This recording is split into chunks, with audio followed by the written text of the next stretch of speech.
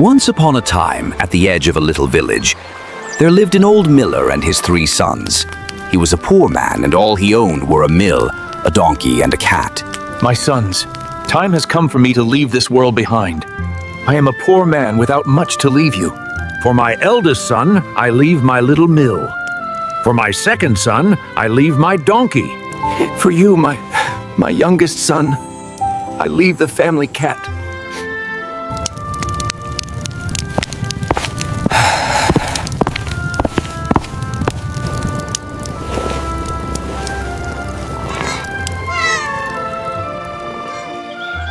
When he died, each son inherited what the father left them. The eldest son inherited the mill. The second son inherited the donkey. The youngest received only the family's cat. My brothers may earn their bread with the mill and the donkey, but as for me, once I've eaten this cat and made a muff from his fur, I shall surely starve. Do not be troubled, master. If you will give me but a pair of boots and a sack, you shall see that I am worth more than my weight in gold. The young man, though doubtful, had seen enough of the cat's cleverness to humor him. He bought him the boots and a sack, and so began the adventures of Puss in Boots. Puss pulled on his fine boots, slung the sack over his shoulder, and set off to the forest. He filled the sack with bran and lettuce, then stretched himself out as though dead. Before long, a plump rabbit hopped into the bag. Puss sprang up, tied the sack, and went straight to the palace.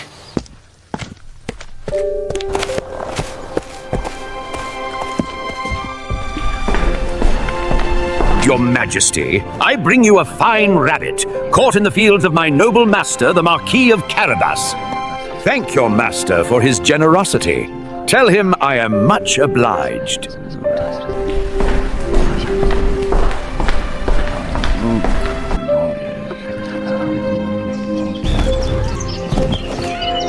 Puss repeated this trick for many days, catching partridges and rabbits, always presenting them to the king in the name of the Marquis of Carabas, a title Puss had invented for his poor master. Puss soon carried favor with the king, and he became a frequent visitor in the palace, always coming in and out as much as he wanted.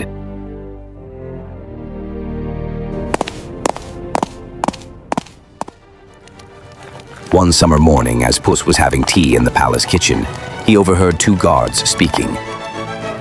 Good morning, Henry. Did you hear? The king takes the princess for a carriage ride along the lake this afternoon.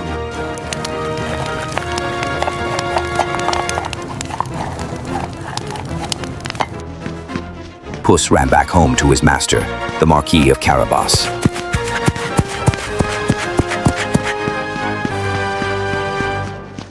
Sir, if you follow my advice, your fortune is made. Go and bathe in the river, and leave the rest to me. The young man obeyed.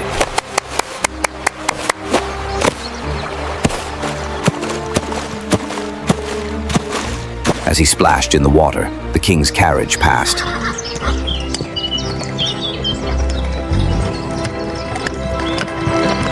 Help! Help!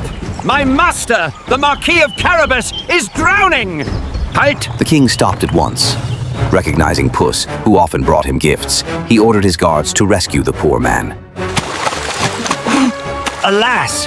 Thieves have stolen his clothes while he swam! The king, generous and eager to help, ordered a splendid suit to be brought for the Marquis. Dressed as a nobleman, the miller's son looked so handsome that the princess could not help but glance at him with admiration.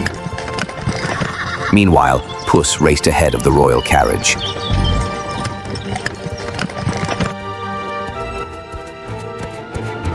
He came upon peasants gathering hay. Good people, if the king should ask to whom these fields belong, answer this: they belong to my master, the Marquis of Carabas. Fail, and you shall be chopped into mincemeat. Frightened, they agreed.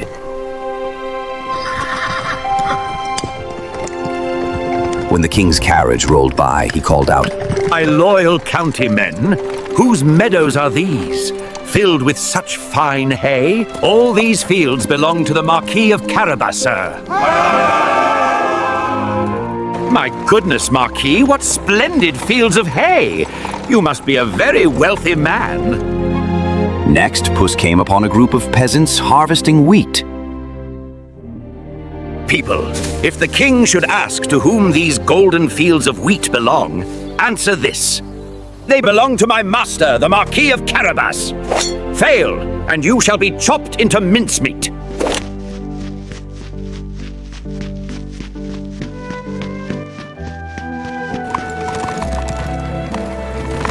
When the king's carriage rolled by, he called out, My loyal county men, whose harvest is this of such fine wheat?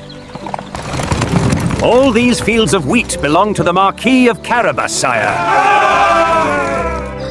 The king was now beaming with pride. Again, Puss raced ahead. He came upon shepherds tending a huge flock of sheep. Good people, if the king should ask to whom these flock of sheep belong, answer this. They belong to my master, the Marquis of Carabas. Fail, and you shall be chopped into mincemeat. Frightened, they agreed. When the king's carriage rolled by, he called out, My loyal county men, whose flock is this of such fat sheep? They belong to the Marquis of Carabas, sire. Such fine sheep. Puss repeated this trick with reapers gathering corn, and every person he met along the way. Each time, the workers gave the same answer, for they dared not oppose the fearsome, booted cat. At last, Puss reached a grand and gloomy castle. This was the home of a powerful ogre, who truly owned all the lands the cat had claimed for his master. Boldly, Puss strode to the gate. So, what do you want, little creature? My lord ogre, I have heard much of your great power. It is said you can change yourself into any beast you please, a lion perhaps, or an elephant. It is true, little Puss. Watch and tremble.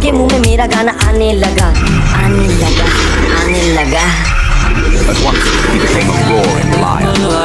Puss darted away in terror, hiding under a table.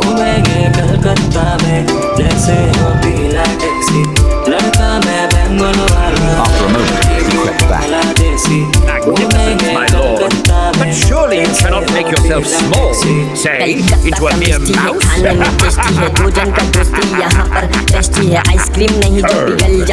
Absurd. In an instant, the ogre shrank into a tiny mouse that scurried across the floor. With one swift leap, Puss pounced, snapped, and ate him up. When the king's carriage reached the castle gates, Puss ran out to meet him. Welcome, sire, to the castle of the Marquis of Carabas. The king, astonished at such wealth, walked inside with the princess and found halls laden with gold, servants bowing low, and a feast ready on the table.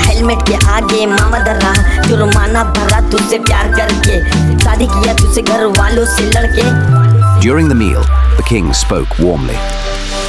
My dear Marquis, it would delight me to call you son. The young man blushed, but the princess's eyes sparkled. Here is to our newfound friendship and alliance. Soon after, they were married. I do. I hereby pronounce you man and wife.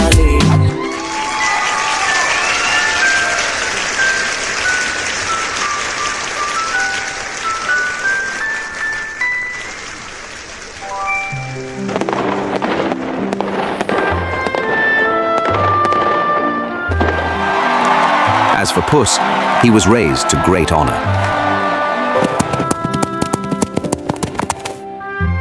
He chased mice only for sport and spent his days in comfort as a nobleman's companion. And thus ends the first adventure of Puss in Boots.